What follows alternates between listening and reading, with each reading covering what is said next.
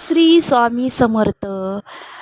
संकट चतुर्थी आज आहे. आज बुधवार संकट चतुर्थीचा योग आहे. अंगारकी चतुर्थीचे व्रत करणाऱ्यांना वर्षभर संकट चतुर्थीचा लाभ मिळतात.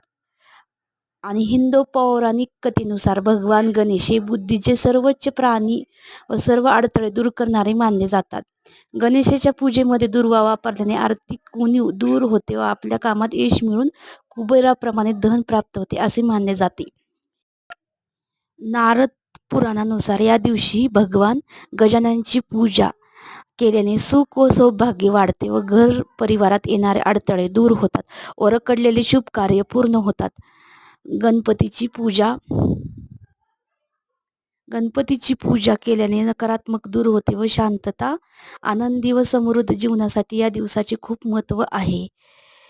जे काम हाती घ्याल ते मनापासून पूर्ण करा वाटेल. येणाऱ्या अडचणीसमोर हातपल नव्हता उंदरासारखा व दृष्ट प्रवृत्तीवर स्वार होऊन मार्ग काढा. बाप्पा व्यक्तिमत्वातून सिद्ध करतात.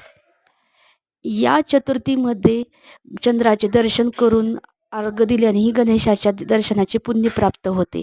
धनाची इच्छा असणाऱ्यांनी हिरव्या रंगाचं वस्त्र हातरायचं आहे आणि आजारी असणाऱ्यांनी त्यांनी लाल रंगाच्या गणेशाची पूजा करावी. वर्षभरात संकट चतुर्थी